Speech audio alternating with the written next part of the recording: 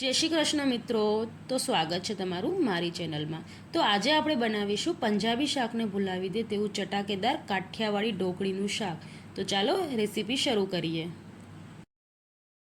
તો અહીંયા સૌથી પહેલાં આપણે ઢોકળી બનાવશું। તો ઢોકળી બનાવવા માટે મેં અહીંયા એક કડાઈમાં 1 ગ્લાસ છાશ લઈ લીધી છે।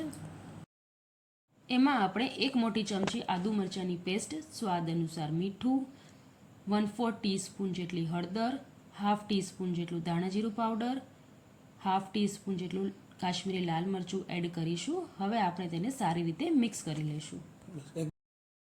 હવે આપણે આમાં 1 કપ ચણાનો લોટ એડ કરશું અને ચણાનો લોટ આપણે થોડો એડ કરતા જશું અને સાથે સાથે મિક્સ પણ કરતા જશું। તો આવી રીતે ચણાનો લોટ એડ કરવાથી આપણા લોટમાં છે ને ગાંઠાઈ નહીં પડે ને આપણી ઢોકળીઓ એકદમ સ્મૂથ બનશે।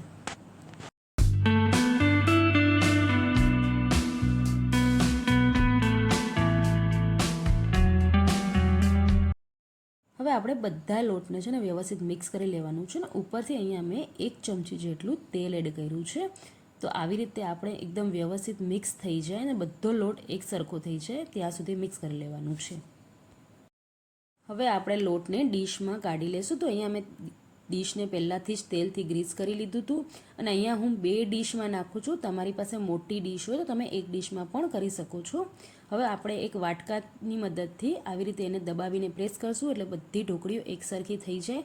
તો બિલકુલ આવી રીતે કરી લેવાનું છે અને 10 મિનિટ માટે એને સાઈડમાં મૂકી દઈશું। હવે આપણે શાકનો વઘાર કરવા માટે પહેલાં લસણની ચટણી બનાવશું। તો એના માટે અહીંયા મેં 10 થી 15 લસણની કળી, લાલ મરચાં પાવડર અને મીઠું એડ કરીને એને એકદમ આવી રીતે ચટણી બનાવી લીધી છે।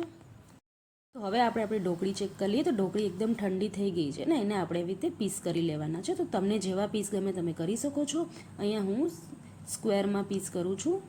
તો આવી રીતે આપણે બધી ઢોકળીઓના પીસ કરી લેવાના છે। તો તમે જોઈ શકો છો કે આપણી ઢોકળી એકદમ સ્મૂથ અને એકદમ સોફ્ટ થઈ છે। તો હું તમને આવી રીતે તોડીને પણ બતાવું છું। તમે જોઈ શકો છો કેટલી સોફ્ટ આપણી ઢોકળી બની છે।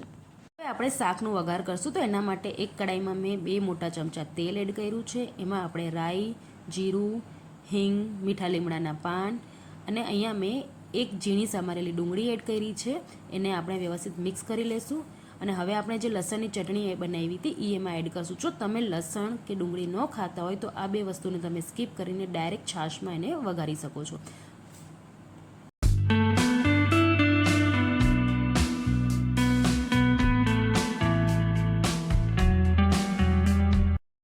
હવે આપણે અહીંયા 2 મીડિયમ સાઇઝ ટમેટાની પ્યુરી છે એ એડ કરશું અને સ્વાદ અનુસાર મીઠું, હળદર, ધાણા જીરું પાવડર ને લાલ મરચું પાવડર એડ કરીને બધી વસ્તુને વ્યવસ્થિત મિક્સ કરી લઈશું। તો આપણે ચટણીમાં મીઠું ને લાલ મરચું પાવડર એડ કર્યું હતું તો અહીંયા આપણે માપસર જ એડ કરશું। હવે દરેક વસ્તુને મિક્સ કરી લેવાનું છે। હવે આપણે ગ્રેવીમાં 1 ગ્લાસ છાશ અને 1 ગ્લાસ પાણી એડ કરી લેશું અને તેને 5 મિનિટ સુધી ઉકળવા દઈશું। હવે આપણે એમાં 1 ટીસ્પૂન કિચન કિંગ મસાલો, હાફ ટીસ્પૂન ગરમ મસાલો અને થોડીક સમારેલી કોથમીરી એડ કરશું। હવે આપણે જે ઢોકળી બનાવી હતી તે ઢોકળી પણ એમાં એડ કરી લેશું। જો તમે ક્યારે પણ ઢોકળીનું શાક ન ખાધું હોય તો આ રીતે પણ તમે જરૂરથી ટ્રાય કરી શકો છો। હવે આપણે આમાં બધી ઢોકળી નથી એડ કરી લેવાની, થોડી ઢોકળી મેં અહીંયા બાકી રાખી છે એનું આપણે આવી રીતે ભૂકો કરીને એડ કરવાનું છે। એનાથી આપણી ઢોકળીનું શાક એકદમ ઘટ થશે।